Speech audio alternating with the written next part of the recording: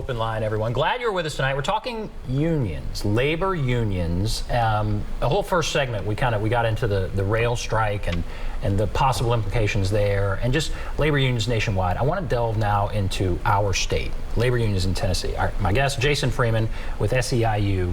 And so, what is the state of labor unions here in Tennessee? You said they were growing and that kind of thing, but what's your sense? Well, I mean, I think there's a lot happening. I think we have a really growing automotive sector. I think seeing the big Ford expansion in West Tennessee is going to see a lot more union jobs, not just at Ford, but in the supply chain. You're going to see a lot of union jobs there. I think we've seen organizing at Starbucks and I've forgotten the name of the coffee shop here in Nashville. I think there is people in Tennessee, like the rest of the country, are waking up. And I think people are realizing that when, we say the state is business friendly, that there's two sides to that coin. And that means we're also not worker friendly. It means that, when Randy Boyd, I think, was at the head of ECD for Governor Haslam, they advertised Tennessee as a low wage state. They were saying to companies, come to Tennessee because you don't have to pay Tennesseans very much money. And I think people are starting to realize that that's really not that good for us. But at the same time, their argument might be, well, if they don't come, there's no job. So you either have, something or you got nothing. And so that's where that pushback comes. Maybe that gets companies here. But yeah, so what about that? If somebody's like, boy, it's better to have something as opposed to nothing. Yeah. I think that's a false choice. I think, that's sort of the conversation around, do we need to pay Oracle to come to Nashville? Or does Oracle want to come here because a lot of young people want to live here and are moving here because it's, still, while the cost of housing and living are rising pretty rapidly in Nashville, they're still less than they are in Los Angeles, San Francisco, Boston, Chicago, things like that. We're also centrally located. We are kind of a logistics hub. There's a reason that FedEx is located here because we're centrally located in the country for distribution. So there are natural assets, and I think it comes down to what kind of companies you want to be here. I think, unfortunately, a lot of cities have bought into this idea that we're competing against each other for jobs. Rick Perry in Texas used to talk about that Texas was happy to steal every other state's jobs.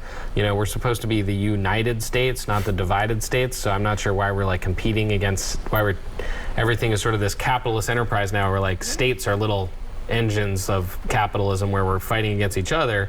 And really, I think people in Tennessee realize, whether you're voting Republican, voting Democrat, what you find out from people is they're struggling. We have 1 million people living in poverty in this state. The median income here, it's something like $35,000 a year, which most people would say I don't know how you can live on that. And half the people in the state are living on that or less. And so I think people are realizing with the inflation, people are seeing that the cost of prices are going up.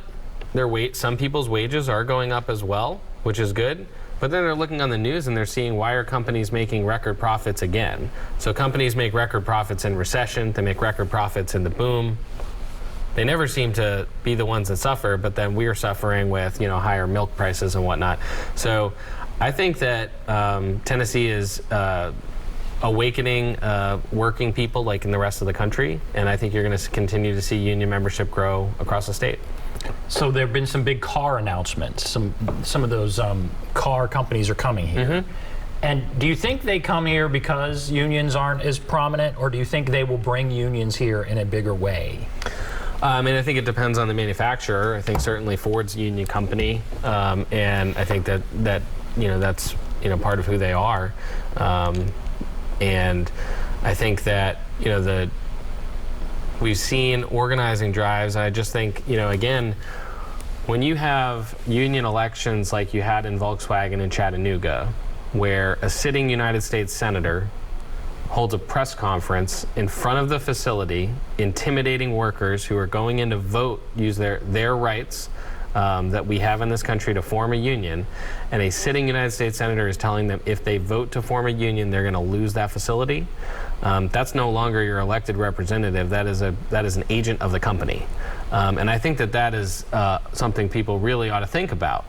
Do you want your government elected official intimidating you on behalf of a company that you work for is very aggressive. And I think we see a very aggressive engagement from our state leaders. We saw Bill Lee, the governor, go to the last, I think it was also Volkswagen again, where he showed up and they gave him a captive audience meeting, which is typically done by, union busting lawyers. But they had the governor of Tennessee there to tell people he thinks they're better off not being in a union. I think that is a level of intimidation that's very inappropriate. And so I think there's a lot of things that we're fighting uphill against and trying to change culturally. But what people find out, one of the things that I think is magic about a union is it really breaks down divides. We talk so much about why this country is so divided, and what you find in a union hall when you get a bunch of union members together is it doesn't matter if they're voting Republican or Democrat, they're different religions or different races. If they work in the same place, they're standing together. And it really bridges a lot of divides and breaks down a lot of the vitriol and nonsense that we see on TV and on social media. Now, that's interesting you say that in a union hall you could have Republicans and Democrats together, because what you just described also with these elected officials in Tennessee, they were Republicans who said those things. Generally, I think unions are associated with Democrats. Are union members Republicans? And Sure. What about this divide between Republicans and Democrats with unions? There are a lot of Republican union members. Union members are people. They a lot of the times look like the demographics of a state. They look like the partisanship of a state. But Republican union members believe in you having a voice on the job, you being respected at work, you being safe at work. And whatever political choices they make outside of that, that's their choice. I think the reason that most that unions are associated with Democrats is because of policy. If you look at the policies that are being pursued, the most aggressive anti-worker legislation is coming from Republicans, and so I think that explains a lot of it. But our union has, we talked about this about Amendment 1, about putting right to work in the Constitution. We had plenty of Republican members, Teamsters, SEIU members, building trades members that were saying, I'm Republican, but I'm voting no on Amendment 1 because we should have a union. A union is not a bad thing. It's a good thing for my family and a good thing for my community. I remember the Volkswagen issue. And so that's very interesting what you said. There was a senator who stood out, I think was it Corker? It was Bob Corker. So Senator Corker, who's not a senator now, stood out in front and said, if you vote for a union, they'll move. You'll lose your job, essentially, something like that. Yeah. What happened with that? So I remember all of the fight about that. Did they vote for a union? Did Volkswagen didn't leave? What's happened with all that? The union members did not win that election. They continued to organize. They did win a smaller election with a smaller unit of people. So there's different ways that you can have a union election based on who works in the facility. So the way that you define what's called a bargaining unit, if we don't represent teachers, we represent support staff, for example. So a different union represents teachers. You can't have the same union representing supervisors that represent workers, and sometimes you have different layers of management where maybe you'll have separated bargaining units. So in healthcare, you can have different contracts for nurses and different contracts for techs or something, or janitorial services, property services, and you'll have different bargaining units. So you can have an election within one facility for one group of workers and not the entire group of workers. So what we saw in Volkswagen, they won an election of a smaller group, and I think that, I don't know what the state of organizing is there too, but it wasn't just the senator, was also the governor. Haslam was, I don't know if it was overtly threatening, but kind of saying that they had given them an incentive deal to come here and that they might pull the incentives if the people voted to form a union. And I think that's just absurd. I think we're supposed to let people, we have laws that define how you can form a union, and you are not supposed to be intimidated by your elected officials in that way. And I think that's why we see, the result. Then we do see people encouraging people to go and try to support workers in that regard. But I don't know. It's a challenging environment when you have that happening. Well, yeah, very challenging. And so, all right, again, so we're talking about the state of Tennessee. You think, there are positive things to point to. Where do you think we'll be in 5-10 years? Are growing a lot, a little? Where do you think unions will be in this state? Compare us to a state like Illinois or another state where there are lots of unions. It's really hard to say, kind of look into the future like that. I mean, I know that we have great union organizers in this state, and they're working with great union members to grow in every place that they can. I do think we will see a pretty large increase, especially in the automotive sector, when Ford comes online and the surrounding supply chain situation. That could dramatically increase the numbers here.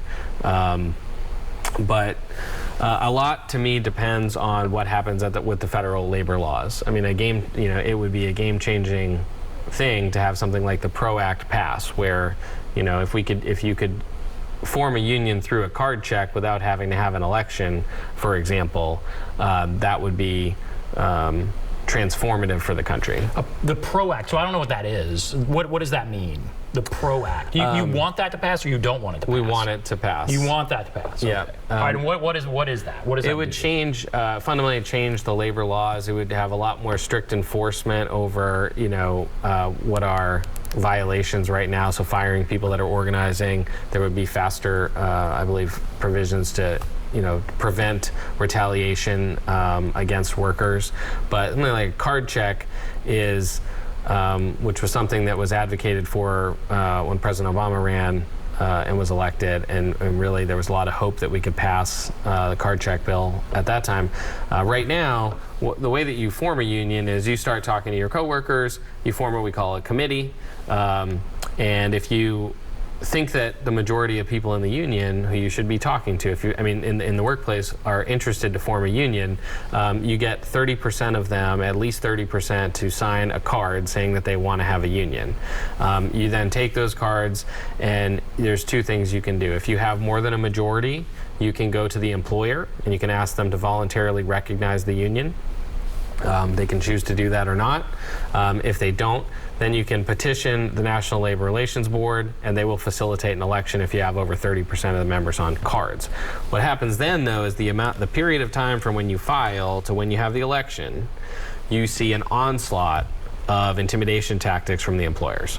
And so when you might start with, hey, this sounds great, we should have a union, all of a sudden you're having captive audience meeting, which is when they make mandatory meetings. They're not supposed to be able to do this, but they have a mandatory meeting where you have to listen to this person tell you all the reasons why you're going to ruin the company if you have a union, how bad this is going to be for you, and people change their mind. Right? And because they get scared, and a lot of times it's very much an intimidation tactic. And so if you didn't have that period and you simply could just organize and have the card check, and a majority of people say, we want a union, we're going to have a union, you would see massive union growth across this country, because that is when really the company does so much damage to people's confidence, is just by scaring the hell out of them that they're going to lose, That's very interesting. All right, so we're going to take a break. Then I would love for you to give, so it sounds like, obviously, companies are scared. They hear, oh boy, our employees are talking about a union. They're terrified. Make an argument when we come back to a company about why a union they shouldn't be so scared. Because I think what they think is they're going to come and they're going to go on strike and they're going to demand this and that, and I don't want that, and we've got a nice little thing going, and all that. So what would the argument be to the company? But we'll take a break. We'll be back right after this.